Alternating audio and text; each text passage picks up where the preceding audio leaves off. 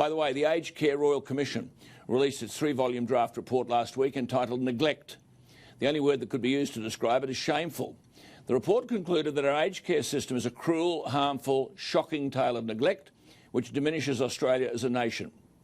It referred to malnutrition, infections and the use of chemical restraints in aged care facilities. It said, "We've seen images of people with maggots feeding in open sores."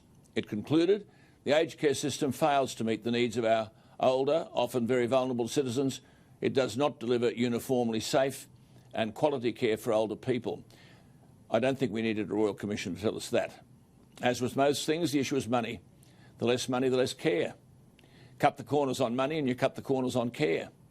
In the wake of that interim report, I had an email from a very, very reputable and informed person re-aged care and the Royal Commission. This very distinguished gentleman, highly educated, is now in aged care. He made a lot of points. He said, amongst other things, in relation to this issue of staff and payment, I quote, "There'd only be about 3 or 4 workers who are actually born in Australia.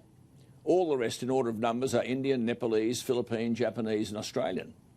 He said there are 2 sides to the pay question. Yes, by Australian standards, they're paid very poorly. The average annual amount for a carer is $52,000. This is a very small amount on which to live and pay rent, etc. in Australia. However, there are not many jobs where you require no qualifications, almost no training, and you can be a carer in just over a week. A problem, he said, which is missed, is that people are entering aged care facilities now much older. Here, that's where he is, we have 130 or so people. The average age would be in the mid-80s. We have so many in their 90s, it's astonishing. The problem with Catholic health care, he said, which as you would know is the largest of the not-for-profit firms, is that most of the intake are suffering from dementia.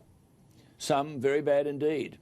Yes, over-medicating is wrong, but there has to be some way of controlling abusive and dangerous people, which many here actually are. We've gone from massive drugs to practically none whatsoever. He said, I've had a little Filipino woman, a magnificent member of staff, in tears after she'd been belted up by a demented woman or man when she and another staff member were trying to shower a filthy resident. He said, in our dining room at the next table to me, a man is ready to explode in shouting and screaming if someone at his table gets something different from what he gets. He creates such tensions as we wait for the eruption that you want to scream. At another table, a husband and wife with dementia run around the room like stick insects.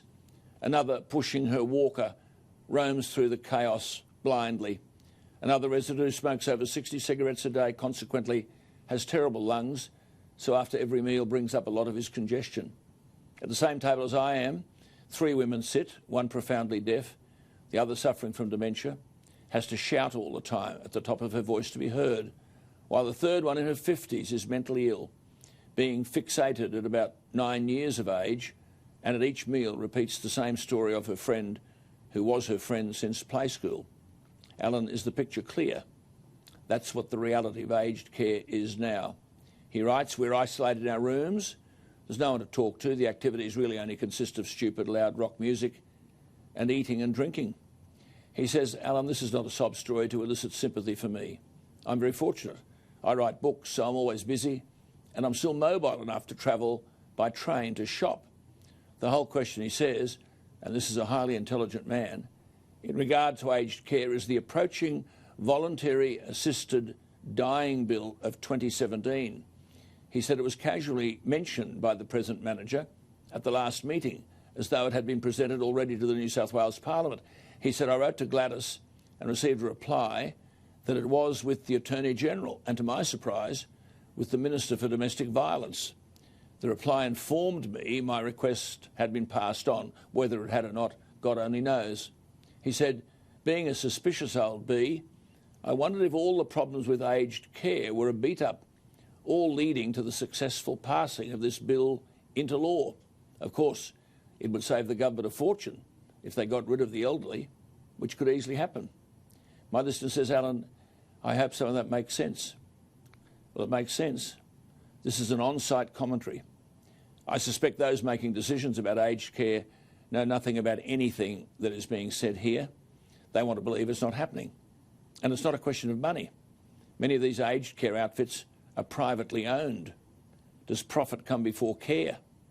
This is a massive issue which reaches into the living room of every Australian. What is not straightforward is fashioning the appropriate response.